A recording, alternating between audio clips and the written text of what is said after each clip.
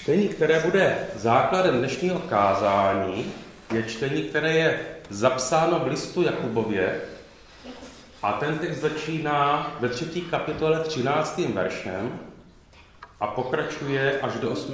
verše v kapitole 4. Tedy poslyšte čtení z listu Jakubova. Kdo je mezi vámi moudrý a rozumný? Ať ukáže své skutky dobrým způsobem života v tichosti, kterou dává moudrost. Máte-li však v srdci hořkou závist a svárlivost, nechlubte se moudrosti a nelžete proti pravdě. To přece není moudrost přicházející z hůry, ale přízemní, živočišná, ďábelská. Vždyť kde je závist a svárlivost, tam je zmatek a kde jaká špatnost. Moudrost z hůry je především čistá, dále mírumilovná, ohleduplná, ochotná dát se přesvědčit, plná slitování a dobrého ovoce, bez předsudků a bez přetvářky. Ovoce spravedlnosti sklidí u Boha ti, kdo rozsévají pokoj. Odkud jsou mezi vámi boje a sváry? Nejsou to právě vášně, které vás vedou do bojů? Chcete mít, ale nemáte. Ubíjíte a nevražíte, ale ničeho nemůžete dosáhnout. Sváříte se a bojujete a nic nemáte, protože neprosíte. Prosíte sice, ale nedostáváte, protože prosíte nedobře, jde vám o vaše vášně. Proradná stvoření, což nevíte, že přátelství se světem je nepřátelství s Bohem. Kdo tedy chce být přítelem světa, stává se nepřítelem Božím. Či myslíte, že nadarmo je psáno, Bůh žádlivě touží po duchu, kterého do vás vložil? Mocnější však je milost, kterou dává. Proto je řečeno, Bůh se staví proti pyšným, ale pokorným dává milost. Počíťte se tedy Bohu, vzepřete se ďáblu a uteče od vás. Přibližte se k Bohu a přiblíží se k vám. Umýjte si ruce hříšnici a očištěte svá srdce, lidé dvojí tváře. Slyšeli jsme slovo Boží. Nevím, jestli Jiří chce něco malovat. Tak zatímco Jiří si bude připravovat náčiní na malování, tak já se vrátím k listu Jakubovu. K tomu dnešnímu úryvku z toho lista Jakubova. Ten dnešní úryvek zahrnoval verše ze 2 kapitol, 3. a 4. A většina výkladů zde také vidí 2 tematicky poněkud odlišné celky, vzájemně oddělené právě v místě konce 3. a začátku 4. kapitoly. Ten celek zapsaný v druhé části 3. kapitoly bývá chápan jako pojednání o 2 moudrostech. O moudrosti přízemní a o moudrosti z hůry. A v celku z první části 4. kapitoly lze vypíchnout sice více důrazů, ale jedním z těch, na které upozorňují výkladači, jsou lidské vášně způsobující rozdělení v církvi. Oba ty texty směřují do církve, jsou určeny křesťanům. Tedy lidská žádostivost, lidské cíle, jejich důsledkem jsou boje a sváry mezi bratry a sestrami v církvi, to je téma té druhé části toho úvodu 4. kapitoly. Ale o svárech čteme vlastně i v tom prvním tematickém celku. Čteme zde o svárech jako důsledku přízemní lidské moudrosti. Takže ty sváry a boje můžeme vidět jako něco, co je společné oběma celkům toho dnes čteného úryvku. Když Jakub v prvním celku dnešního úryvku píše o moudrosti, tak mu nejde o znalosti či o vzdělání, tak jak to mnohdy intuitivně s moudrostí spojujeme dnes my. Jakub píše totiž do starověkého židovského prostředí, kde moudrost je spíše vyjádřením dovednosti, jak správně žít. Proto je slovy žalmisty počátek moudrosti bát se Hospodina, protože respekt k Bohu vede člověka ke správnému, tedy ke spravedlivému způsobu života.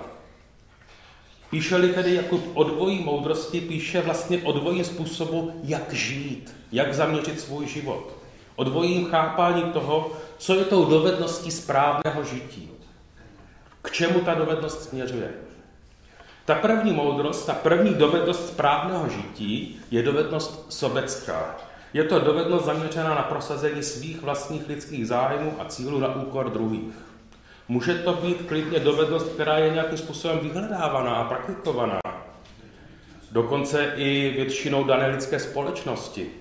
Kdybychom se vrátili do doby socialismu, abychom si přiblížili nějaký příklad, tak v době socialismu dokonce některé takové dovednosti až zlidověly v podobě hesel, jako třeba kdo nekrade, okrádá rodinu.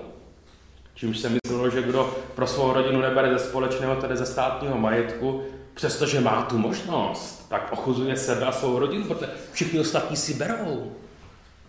Podobné je to také s heslem z cizího krev neteče. Proč bych si dělal starosti o společný majetek, který vlastně nepatří nikomu? Mou starostí je můj prospěch, zajistit prospěch sobě a svým blízkým, své rodině. Mým cílem je tedy umět jednat a žít takovým způsobem, abych ten prospěch pro sebe na úkor toho společného získal. To je to přízemní, to živočišné, či dokonce, jak to Jakub ve svém listu formuluje, to ďábelské na tomto způsobu moudrosti, na tomto způsobu života. A ta podstata té přízemnosti je právě v tom, že jde o život na úkor. Dovedně získávám, ale ten můj zisk je na úkor. Ten můj zisk někde pro někoho jiného znamená ztrátu. Někdo by mohl namítnout a oprávněně, že v Jakubově textu ta sobeckost oné přízemní moudrosti se nemusí týkat majetku. Tam nečteme o majetku, o kradení a tak. Jakubův text není nějaké moralistické nabádání, abychom nekradli a nehromadili osobní majetek na cizí úkor. To tam není. Zvolil jsem to jen jako příklad, jako něco, co je nám vesměs známé a srozumitelné. Ale přízemní moudrost Jakubova listu má mnohem širší pole pro své prosazování se. A to třeba i v církvi. A o tom právě Jakub píše o církvi. Třeba ve způsobech prosazování toho správného postoje, tedy té správné nauky. Či v prosazování toho správného způsobu života víry, tedy té správné praxe. A v neposlední řadě v prosazování sebe sama své osobní autority v tom či onom boji o správnou nauku či o správnou praxi. Ale také v boji o uznání od ostatních bratří a sester, o uznání a chválu za to, jak dobře bojuji za tu správnou nauku a za správnou praxi. Přičemž při tomto způsobu myšlení, podle této moudrosti, je ten boj vlastně nevyhnutelný. Jestliže je mým cílem prosadit tu správnou, tedy mou nauku a praxi, tak to prostě nejde prosadit bez boje. Tedy možná by to šlo prosazovat bez boje za předpokladu, že mi všichni uhnou cesty a ochotně přijmou bez reptání všechno, co jim vnucuji. Což by ovšem znamenalo, že by mě přijímali jako nějakého guru. Pak ano, guru může své postoje a svou praxi vnucovat ostatním na něm závislým ovečkám bez boje, protože on už svůj boj nad nimi vyhrál. On už s nimi s jejich vůlí boj svedl a zvítězil. Nevím, jestli o to stát. Ti ostatní zatím boje svádí o své vítězství a využívají k tomu všechnu svou moudrost, všechnu svou dovednost prosadit to své. A myslí to třeba dobře. Jenomže, jak upozorňuje Jakub hned v první kapitole svého listu, lidským hněvem spravedlnost Boží neprosadíš.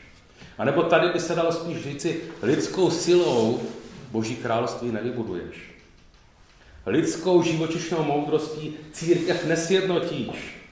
Ba právě naopak takové snažení bude nakonec jen ke škodě, jak Boží spravedlnosti, tak Božímu království. Taková přízemní moudrost povede nakonec jen k rozkolu a nepřátelství namísto k jednotě v lásce. Proto je to moudrost prosazující svou pravdu na úkor nějaké cizí. Vedle lidské přízemní živočišné moudrosti pak Jakubův list jako protiklad, jako tu žádoucí alternativu staví moudrost z hůry, jak to tam píše.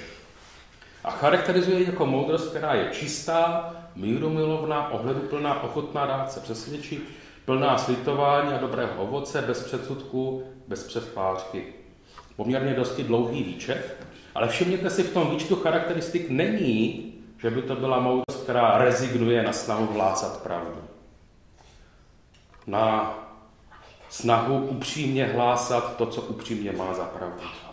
Tím méně, že by to byla snaha, která se spojuje s rezignací tu pravdu žít. Ale jde o to, že neprosazuje svou pravdu násilím, neprosazuje ji na úkor. A prosazuje-li, tak vždy s ohledem na druhého. Je ochotná z ohledu na druhé ke zdrženlivosti a třeba raději dokonce svou pravdu ani v danou chvíli neprosazovat vůbec, jestliže vidí, že by to nevedlo k ničemu dobrému. Rozumějte, není to moudrost, která uhýbá špatnostem, ani neutíká před konfrontací, když je jí vystavena, ale nevyhledává ji a nemá potřebu vést zápas za pravdu až do konečného vítězství. Nemá potřebu prosazovat svou pravdu za každou cenu. Prosadit pravdu, i kdyby svět měl být zničen. To prostě není moudrost z hůry.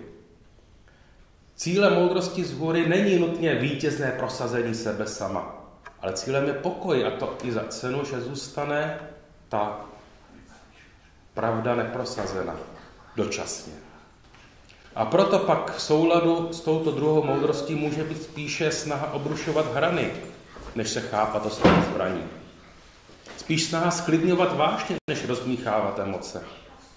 A spíš se snažit pochopit druhého, i když s ním třeba nebudu souhlasit. A nebudu to tajit, že s ním nesouhlasím.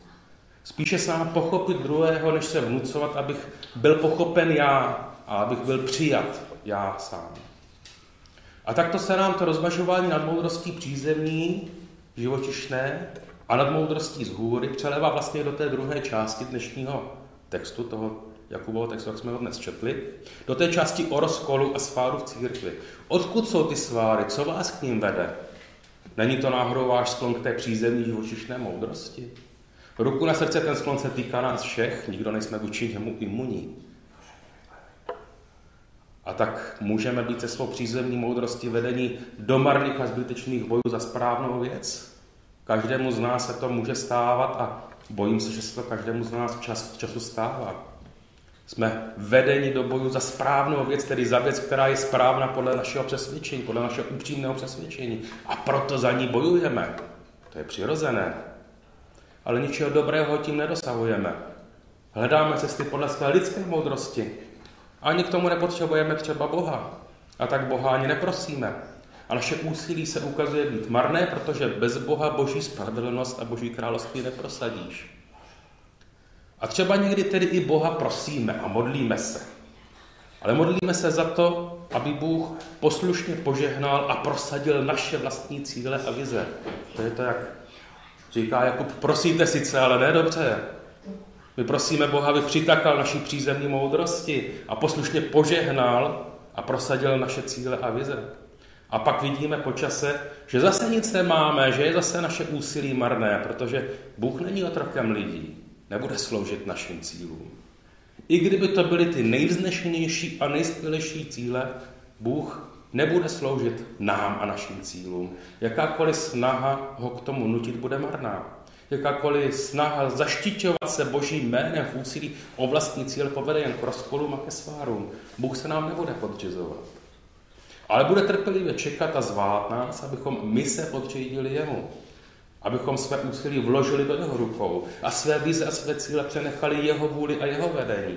Abychom se v celé naší různosti a třeba i neukotvenosti dali sjednotit jeho láskou, abychom mohli přijmout jeho pokoj a z jeho síly pak jeho pokoj rozsévali dál. Nebude to jednoduché, mnozí máme nepokojné srdce. Nevím, jak vy, ale kdybych mluvil o sobě, tak mé srdce to je rozbouřené moře, to je divoký oceán. Někdy mám až strach z toho, jak těžce v něm ty vlny bijí do břehu a nevím si rady, jak tu bouři uklidnit. A bojím se, že ji uklidnit ani sám nemohu. Ale o to víc tedy potřebují Boží pokoj, Boží pomoc a jeho pokoj.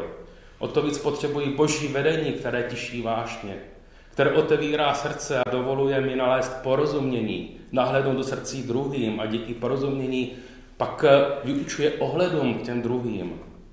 Možná takto neprosadíme tu správnou pravdu, ale je to cesta, jak z Boží pomoci prosadit tu správnou, totiž Boží lásku. A to je právě podle mne tím hlavním cílem oné moudrosti z hůry. Amen. Modleme se. Prosíme tě, Bože, za moudrost z hůry, za moudrost, která není samozřejmá, za moudrost, která se mnohým po lidsku moudrým může stát být bláznostvím.